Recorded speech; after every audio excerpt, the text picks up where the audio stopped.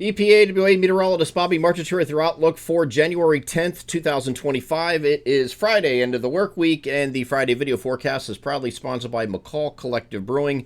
McCall is a family-owned and operated brewery with 2 locations in the Lehigh Valley. Their original Southside Allentown location is at 102 East Susquehanna Street, and their second location, McCall Collective Tap House in Trexlertown, is located at 7743 Hamilton Boulevard.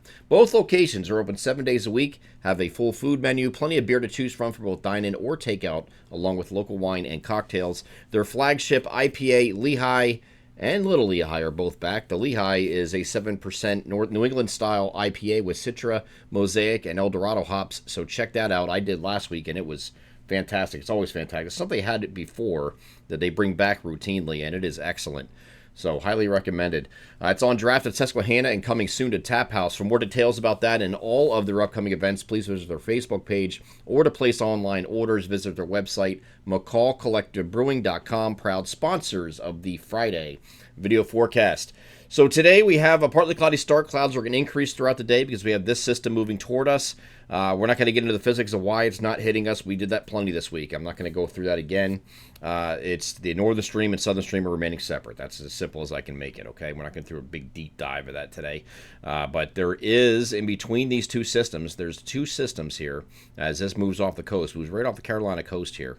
Now, there's 2 systems. There's one here, and there's one here. So in between, there could be an area of subsidence, which is sinking air that might cut down a little bit on this. So you're seeing a lot of closest to low down here when you get across extreme southern New Jersey, Delaware, Ocean City, Maryland area. There's some spots there that could get more than 2 inches.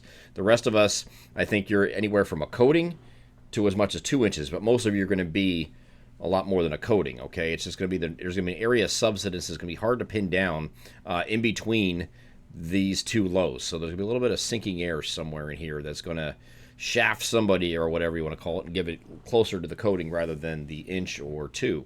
Okay, so here's the NAM high-res future simulated radar. I'm going to go through the timing of this. This is 11 p.m. and you can follow the timing in the upper right-hand corner as I move this forward. So the areas in our southwestern areas will just start getting this into midnight, around midnight. So it's going to be an after midnight deal in most locations. By the time it gets up to places up here, it's going to be like 2, 3 o'clock in the morning. So it's moving obviously in this direction like this, and everybody will get snow out of this. It's just about a question of how much. And here's the initial batch moving through.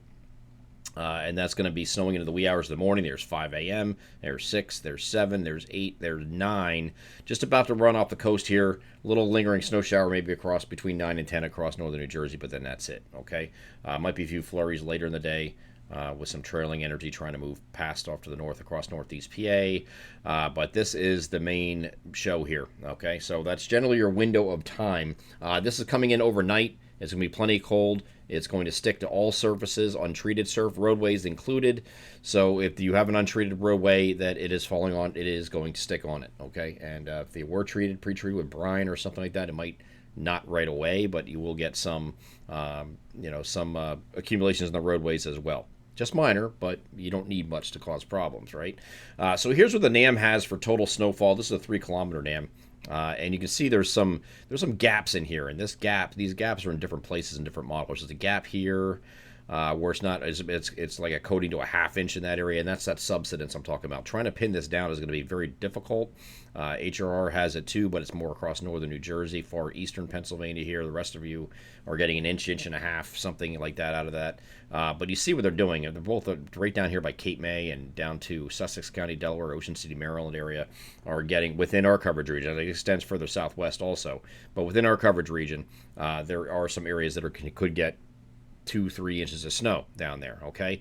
So that's your upside for the areas down there. The rest of us are just like inch and a half. So we're probably going to put a map out. If we do put a map out publicly, I'm not sure if it was up to me, I'd say no, but I always get overruled on that, and we'll see. But it's probably going to be a big slap coating to 2 inches on a map, pretty much. There's really no sense in doing that, in my opinion, but GFS is doing the same thing. Focus on these southern areas for maybe getting a little bit more close to that area, low pressure. But look where it has the subsidence area. It's up here on the GFS. So a lot of different solutions. And rather than trying to micromanage this, because I really have no interest in doing that, just putting a coating to 2 inches on there on a map is probably the best and safest bet. So it's not going to turn into something more, and you're going to get something. It's just a matter of how much. Okay, depending where that banding sets up. As this moves forward in north and east, if you get a heavier band in here somewhere, you get a little bit more. But that's going to be it for that system. Once it pulls away, Saturday afternoon is going to be clouds giving way to sun. So you have some partial clearing later in the day. But you see the temperatures above me here for tomorrow, 32 to 36. So you will have any of those, any of the roads that are salted should melt off pretty quickly when the sun comes out.